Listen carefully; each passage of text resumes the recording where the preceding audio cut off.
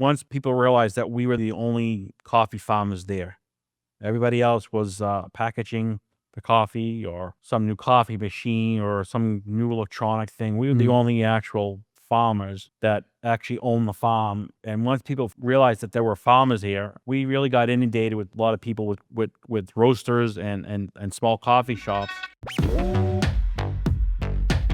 We help people with ideas get them to revenue.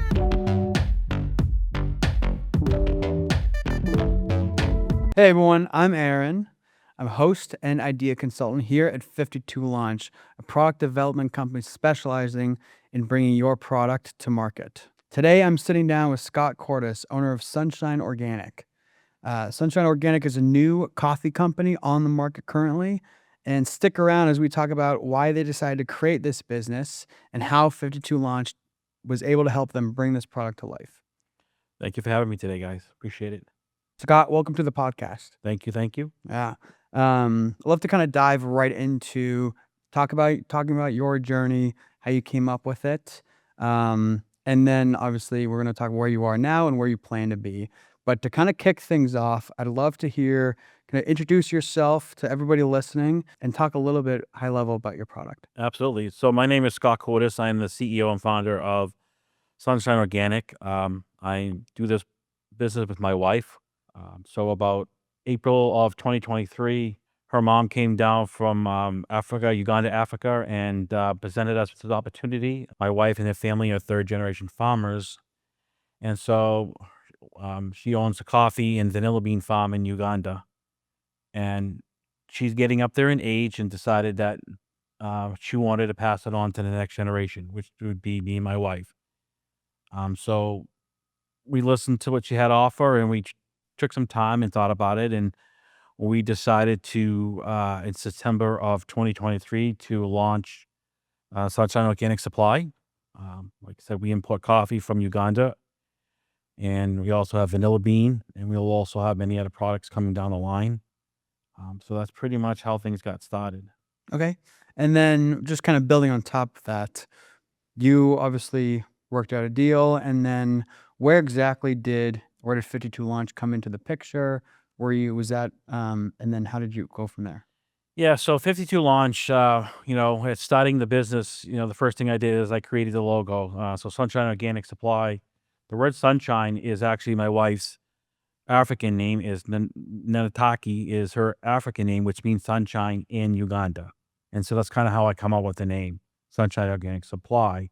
Once we had created the idea of a name and a logo, our next journey was to find somebody who can help us bring it to life. And we spent a lot of time Googling different companies and avenues, and finally came across 52 Launch, reached out to Peter in the group and sat down and had an initial conversation. After that was really excited knowing that 52 Launch would be the right home for us to build our brand and know that we have a one-stop shop, everything we need right here. And so then from there, we decided to proceed forward. Excellent. Yeah. And I mean, that's great. And not only build the brand, but continue to tell your story. I mean, this is a fantastic story that you have. And thank you for kind of, diving into the details of it. But kind of for everybody listening, right? You have a great story with your coming from Uganda over into the States. You're carrying on the family tradition, carrying on the name. Talk to us about the coffee itself. What makes it unique? If somebody were to try yours tomorrow, what sets yourself apart from what else is out Yeah, there? absolutely. So we carry it's a medium roast Arabica bean. It's everything that we do is hand washed, hand sorted by the farmers. So we're very particular on our processes of everything being done gently without machines and hands, which keeps the bean whole and more together than running it through machines where it could break it down and not be as fresh, or as it might dilute the taste a little bit. So it helps with the freshness of the bean. It's a pea bean, so it's a little smaller bean, a little finer. But it's a bold. It has a very clean. We've got a lot of comments that people say our coffee is very clean. It's got a little hint of vanilla and caramel to it. When you taste it, it's a really good coffee for those who are black coffee drinkers. It doesn't have that aftertaste. It doesn't have that burnt flavor sometimes you'll get with an Arabica bean. Yeah, yeah, excellent. That's awesome. I personally love the coffee, and I like drinking it black as well. Before we kind of jump into 52 launch and your experience with the accelerator, I'd like to know where is your, where do you see, product numbers 3, 4, 5, 6? Where's your, how do you really, as far as your product line, how much else do you want to get out there? So right now, what we're at right now is we're just trying to create the market. Yeah. We've now at the point where we have finished packaging and all the initial developing of the product. Right now is to figure out the market. One of the biggest areas we want to obviously get in is to retail. Your Walmarts, your Targets, your Wegmans, Roach Brothers and stuff are some of the areas we're trying to get into. We also have our ecom, which is with Shopify as Mhm. well. So right now we are dabbling in a little bit of everything Mm, in order to see where our market is, because we're not really sure where that is right this moment. yeah, So we're out there trying different things, yeah, seeing where we are. We just hired a gentleman last week, Mr. Tomas. He is going to be our sales guy, going out to all the different WalMarts and stuff. yeah. He does this for a living, so he knows all the big players and the buyers and stuff, and offered to help us get us into some of these big chain stores, and and see what happens from there as we try to move forward. Yeah, yeah, absolutely. I think it's a very, it's you have a lot of opportunity, right? I mean, coffee is it's a competitive space for sure. I mean, we all know that. Yeah, Um, it's definitely a very saturated market. yeah, So our mindset at Sunshine Organic is to stay flexible and knowing when to pivot and how we pivot. Right now is kind of where we're at. We don't really have any set avenue. We are keeping ourselves very flexible and open minded right, until we figure out where we belong in the market. right. No, I think it's intelligent and being both in retail and the online and is going to really set you up for success, I think, in the long run. But kind of going back to kind of the process with 52 launch, right? Starting off with your first conversation with Peter all the way to your launch date. Looking back, right? What are some of those key decisions you made throughout the accelerator program that you think really kind of either, set you apart or really set you up for success? I think I think the biggest thing I would say is having the time to come here and having the individual meetings with the different team members that John has set up for us, from packaging to social media, and just having the individual conversations, getting feedback from the team, and going home and sleeping on it, and trying to make it the right decisions for us. I mean, packaging, that's one avenue of what we have to design and figure out. And I think sometimes people don't realize there's a lot to packaging. Yeah, yeah, I've learned now that when I go to home, I don't throw packaging quite away in the trash right away. yeah, yeah, yeah. I kind of understand and respect it more because there is a lot to packaging. Yeah. So I think you learn a lot from when you start doing your own business and you start doing the things that sometimes we realize we don't think are significant, like Yeah. packaging, Yeah. and you start to appreciate it just a Yeah. little bit more, and it gives you a little sense of understanding of what everyday retailers and manufacturing go through in order to create products for us to have. Yeah, exactly. I mean, I love to kind of dive into the packaging further if that's all right. 'Cause Absolutely. I mean, visually, it's very visually appealing. I really like it, and it's draws the eye, and you know exactly what it is from the jump. But talk to us kind of about, what was day one as far as packaging goes, and then what was that process looking like? Yeah, so packaging started with me with about 100 hours at Market Basket, Whole Foods, just kind of looking at every single packaging of coffee on the shelf. Mm, My goal was to create packaging that was different than anything else on the shelf. Most of your coffee packaging you see is your tans, your browns, your earth tones. yeah. And to create another packaging like that, to put it in on a shelf would just blend. Mm-hmm. And so the idea was to create some sort of packaging where if I can get it in their hands, 80% of people who put it in their hand will buy it. Yeah. And that was what I was going with. Yeah. Where we're a new product, I would have my goal was just to get it in the hands first, and let the packaging take it from there. And that's kind of where we went when we picked out the colors and the design and the whole avenue of packaging. Yeah. No, I think that's absolutely important. So there's a lot of weight on the packaging, Yes. and it would be a big factor in how much revenue ultimately your Oh, company absolutely. is gonna bring in. So what did that picking out the color scheme, what was it like working with the designers? And then ultimately, how did you come to this as your final design choice? Yeah, working with the team was awesome. I mean, they had some great ideas. I mean, they listened to everything we had to say. They wrote Mm. down the notes and they kind of play with things. So there was a lot of back and forth and stuff. But eventually, you come up with Sippy Falls was the right choice. Sippy Falls is an actual main tourist attraction in Uganda that everybody visits when they go. In fact, it's a waterfall. I kind of play with the coffee because you need both components to have a cup of Yep. coffee. So Yep. that was one of the big selling factors on and creating that name. And then the colors are colors that are local to the flag and the natives at home. The vanilla bean, same thing. Zerk Forest is also another big attraction. It's up in the Ilgo Mountains, Okay. and people come and visit. So I think to make it more relatable back home, to create the names of big tourist attractions, Yeah. kind of makes it more local. Right. Yeah. So you looked at the Uganda itself, the land, the people, culture, in order to draw inspiration from Yeah. it. Yeah. Yeah. Very. I love that marketing and branding approach because I think it feels the consumer will feel very connected to your Correct. brand, right? And that's Absolutely. great. It's a great place to build repeatable business in order to keep driving revenue. We've kind of now talked obviously about packaging, and it was a bigger moment for you than you thought it would be probably Oh, before you absolutely. started the accelerator.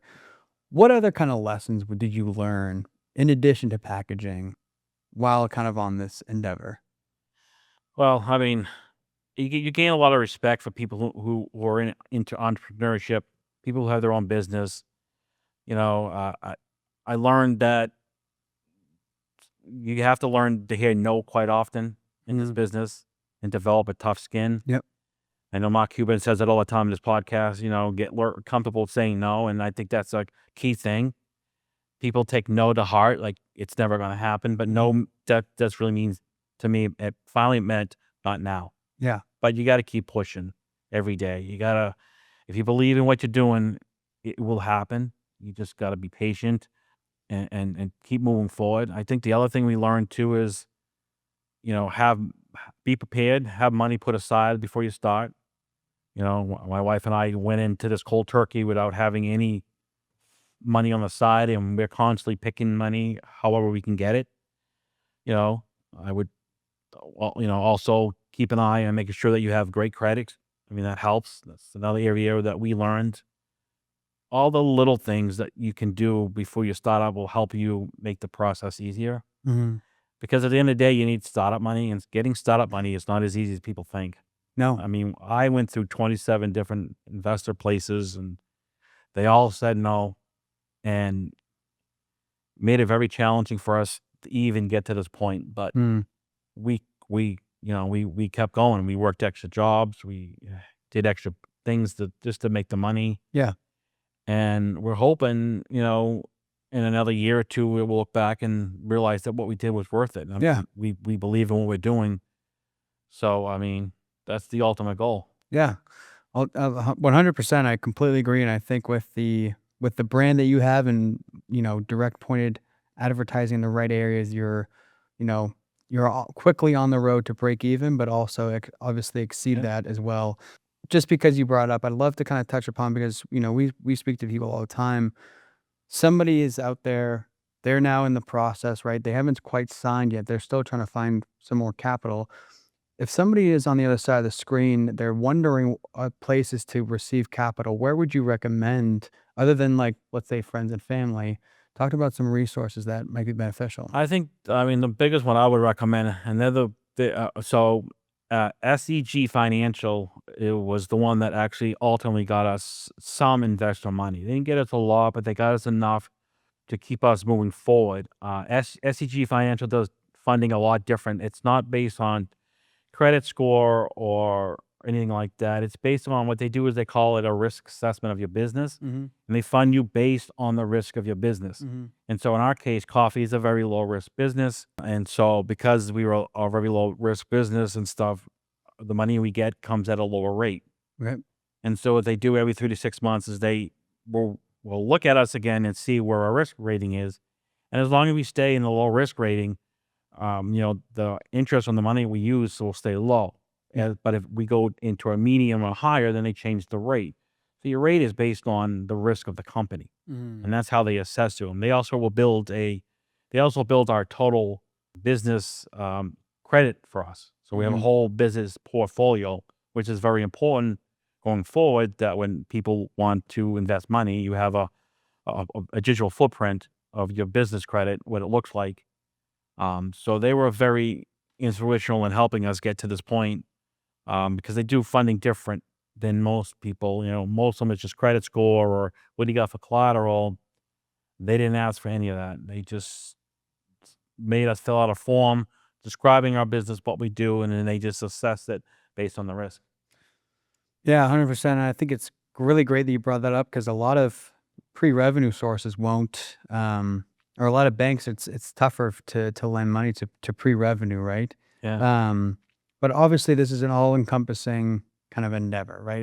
It was probably more than, what you from the capital towards packaging to finally launching and scaling from and what that looks like.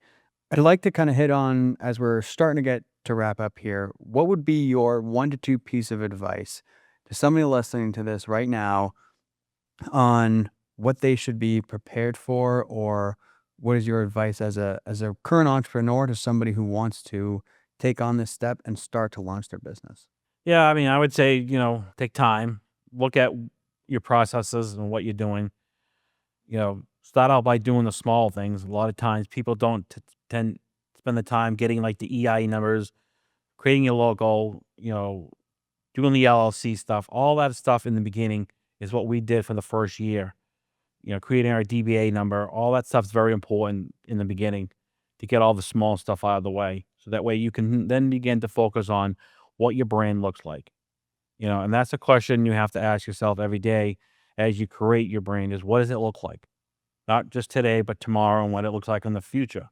Mhm. And that was the biggest piece of what my wife and I always ask ourselves. We have a meeting every Sunday. We talk about our business. We make sure we do that meeting. It's very important that we connect and get each other's feedback and understand where we're going. But we always ask ourselves at the meeting is what does our brand look like today? Where does it look like tomorrow? And have that as the principle and the boundary of where we're trying to go forward in our business. And be patient. I mean, it takes a lot of time, a lot of methodical thinking. Support is always good. I mean, we found support in different avenues. At 52 Launch was one of our support. We had Derek from SG Financial to help us through the financial process. We had Ken from Crawford. They did all of our, you know, contracts and any kind of a system that we needed to put in place. We had Jay from Chase Bank. So you need more than just yourself to create Yeah. the business. You need to find the right group of people that you can trust to help give you the advice you need to go forward. And we found that with the support we got, it made it a little less stressful for us Yeah. going forward. Yeah, absolutely. I mean, the network is I think a lot of people are surprised at the infrastructure and the network that goes into just Yeah. starting, just a single business, but obviously you did a really great job with it, right? It's very easy, especially as a brand, and how much those meetings paid off between you and your wife, Yeah. right? And so, Scott, I'd love to kind of talk about the coffee itself, right? Okay. Kind of walk us through, right? If there's somebody out there that doesn't know anything about Sunshine Organic, you know, talk us through why Sunshine Organic and the actual what makes it so special, and then we'll go from there. Our coffee comes from, way up in the north region of the El Gore Mountains. So Arabica bean can only be grown on high elevation versus, you know, Robusto is always the other bean that they have can be grown on a flat plateau. So, to have the Arabica bean is a little bit harder to grow because you need the elevation, you need the soil content and everything that we have up there. And that kind of makes it more of an organic product. Mm. So, we offer a green coffee, which is coffee that's unroasted. When coffee initially comes off a tree, it's green. It's a Mhm. little green pea. So we have that available for the people who want to roast their own coffee. Some people want to they can buy little roasting machines that you can put on your table at home and you can try roasting your own coffee. And we sell, the coffee already green for them as well as the regular roasted. But I mean, and what makes it organic is the farming process from, you know, what we put in the soil to the point where we actually roast it and packaging it, Mhm. um, is watched by, the government. You can't have any fertilizers that that'll taint the taste and stuff. It's all natural. That the soil gets tested 3, 4 times a year. The packaging and where we store it is a key component. It can only be so far from the farm, Mhm. because of runoffs and things of that Right. may contaminate the storage of it.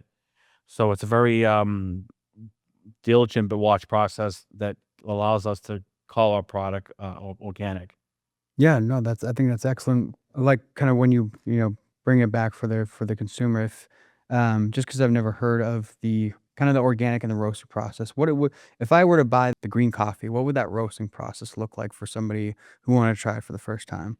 Yeah, so I mean, when they're basically like they just it's like anything else. They take the beans, they put them in a kiln, Mhm. and they fire it off, and so all your different varieties of coffee, when you say a light roast or a medium roast or a dark roast, that's really what they're referring to is how long they roast it in the kiln, Oh, and that gives the bean a different flavor, as long as they leave it in there. So I mean, that's basically what it comes down to when they talk about roasting. And when you see on the packaging, it's literally they put it in a kiln. They roast it at, 400 or 500 degrees until the bean gets to the standard or the spec of which the company wants. perfect. And what's your preference for coffee? Do you like to roast it yourself, or do you just like to I have mean, someone connect? I prefer a medium roast if we're gonna drink coffee, Yeah, but I drink a lot of espresso. you drink a lot of Yeah, I espresso. do. Okay. Being Italian, I drink espresso. Yeah, yeah, yeah. Nothing wrong with that. Nothing wrong with that at But all. if I do drink, I do like the medium roast. It's not as strong. Yeah. What talk about that kind of the flavor profile to those listening as far as your medium roast goes, and then we'll jump in. Yeah, so the medium roast has a kind of like a caramel, vanilla, floral flavor to it when you drink it. The dark roast will probably be more of a bolder taste, Mhm. and then we're also going to eventually have just a whole bean, but that'll be a medium roast whole bean, Mhm. so it'll have the same notes as the regular rounded. Okay. Great. And this is really quite excellent. Just straight black. Yeah, I mean, We we we we went to a coffee event in Texas last month, that was sponsored by the Ugandan government. They sponsor us for the event, and I made K cups just for the event because it was just easier that way for us to get people to taste the coffee. And we had a lot of people who drank it black who really really enjoyed it. Very clean. There's no bitter taste at the end. Sometimes you'll get that with the coffee, no burnt flavor. So I mean, we I think we really hit the key when it comes to black coffee drinkers. So Scott, you were just talking earlier about the coffee convention that you went to, which is comes from a very entrepreneurial Mm, aspect, right? right. Um, I love to kind of know about what made you how did you get involved in in this convention, and and then walk us through that process, and we'll go from there. Sure, absolutely. So as we were building our brand, we realized that going to some events would help us get out there, get people to know who we are, what we're about, and where our coffee came from. And my wife is good friends with the consulate in Africa, and so we were talking back and forth with them, and eventually came up with a collaboration of them offering to sponsor an event for us, which is what we went to last month in Texas. Was the coffee event. They did a phenomenal job. They built the booth for us. They paid for our travel and the whole event and everything.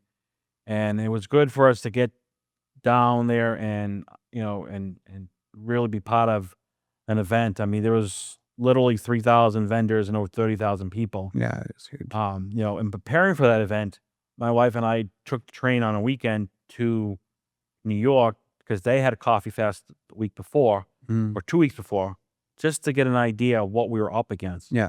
Being our very first event. We Yeah. learned a lot. We learned that we needed, some sort of social media present, brochures. We spent a lot of time putting a whole package together that will allow us to get the best opportunity when we got there, because the concept was they would take care of the big stuff, the travel, the Yeah. booth, and all that stuff, and gave us a chance to dial in on the smaller stuff, so that way when we got there, we had the right presence and people really understood who we were going forward. Yeah. I think that's a huge, and I think New York conference is great to kind of test run to Yep. start off. So having all of that, research done before you had the brochures, you had more of a presentation. How would you have rated your success at the conference in Texas, given you've now done all this homework? Yeah, I mean, I think it went very well. I think people really took a shine to us. I mean, once people realized that we were actually the only coffee farmers there. Everybody else was packaging the coffee or some new coffee machine or some new electronic thing. We were the only actual farmers that actually own the farm and stuff. And once people realized that there were farmers here, we really got inundated with a lot of people with roasters and small coffee shops that were looking for green coffee. Yeah. Because a lot of times these coffee shops have to go through coffee brokers, and with the way the markets are right now, prices are just so up and down. Yeah. And with us, we own the farm, so we control all the processes. Yeah. The farm, we control the farming of it, we control the pricing, we control quantities.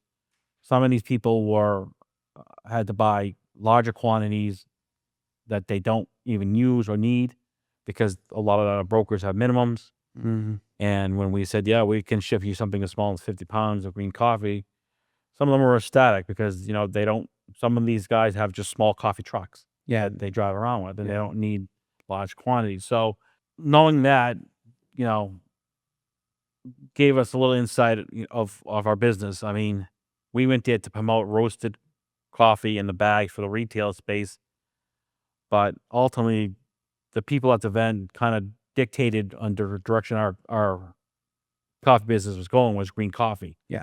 Which we knew eventually we'd have to do green coffee, but green coffee is simple. Yeah. You put in a potato sack, you put on a pallet, you ship it. Yeah. It's more work to do packaging for retail, so we wanted to get the hard stuff done first. Right. Which also we did, but I mean, we did learn a lot. People were very welcoming of us, and they loved everything we've done, and they were surprised that we only been doing it for less than 2 years where we're at. But yeah, it was a great event. We really enjoyed it. I think we're going to look forward to doing some more events this year and then into next year. No, that's excellent. And love it or hate it, the market's always going to tell you Yeah, what they like, absolutely. whether you want to hear it or not. Yep, that's the truth. Yeah. It's sometimes a good one, sometimes a not so good one. Consumer beware. That means they'll tell you. Yeah, exactly. Yeah, 100%. All right, Scott. So jumping into the product itself, for those listening and watching, tell us where we can pick it up so we can have some in the comfort of our own homes. Yeah, so anybody looking to buy our product, they can go to sunshineorganicsupply.com. We have it on our webpage. If you're looking for bulk pricing, green coffee, anything you don't see on there that we spoke about today, can reach out to us, and we'd be more than happy to sit down with you and go from there. Perfect. That's absolutely amazing. And thank you, Scott, for coming on the podcast today. And thank you to everyone listening or watching to the 52 Launch podcast. If you have a product idea, head to the show notes where you can not only find the link to Sunshine Organic Coffee, but you can also find 52 Launch. Until then, we'll see you on the next episode.